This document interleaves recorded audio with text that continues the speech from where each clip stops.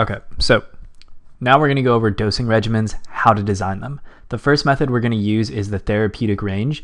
What we want is we're going to be given values MTC and MEC, and we want our CSS max and CSS min to correspond to those values. First thing we're going to do is we're going to find tau, find what our dosing interval is. This equation is going to be given to you on your sheet. Tau max equals 1.44 T1/2 times the natural log of CSS max over CSS min.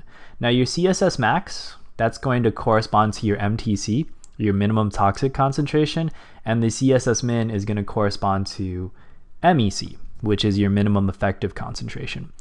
Two things you want to keep in mind. When you solve for tau max, you're not necessarily going to use that value as your dosing interval. You're going to choose a tau value. Make sure that tau is less than tau max. And then the second thing is there's only 4 possible values you can have in this class for tau, and that's going to be 6, 8, 12, or 24 hours. Okay, so choose the biggest of those 4 values that's less than tau max. Second thing, we're going to find the maximum dose. Okay, the maximum dose, the equation is given to you. D max equals V over SF times CSS max minus CSS min.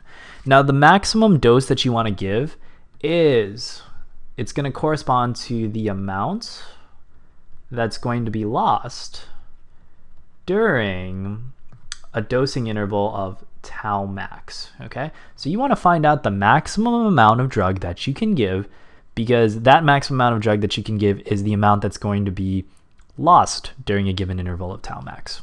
Okay, next thing, find the dose that you actually want to administer. So again, Dmax is based upon tau max.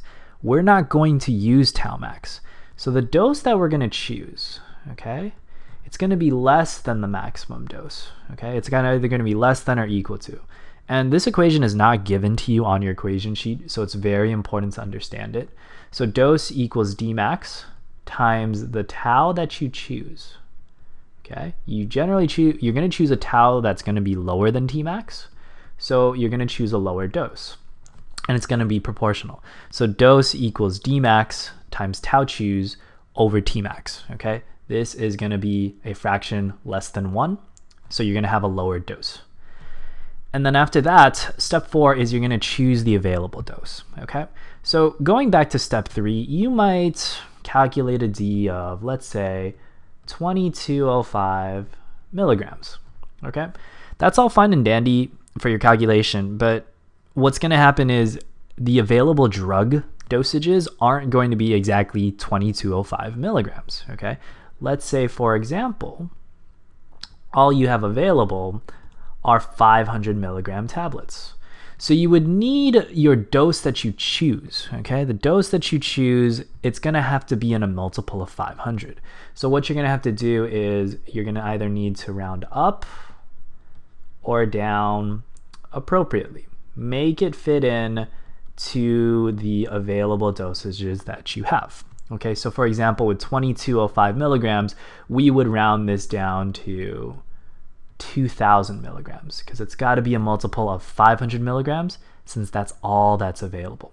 So we're going to round up or down appropriately when it comes to choosing the available dose. Now the last step, because in step 4 we rounded up or down, you need to double check and make sure your CSS max value is less than the MTC. You need to double check and make sure the CSS min is greater than the MEC. Basically, you want to be inside that therapeutic window. And then also, it would be good to check if CSS average is less than MTC and greater than MEC. If that works, you've got a good dosing regimen.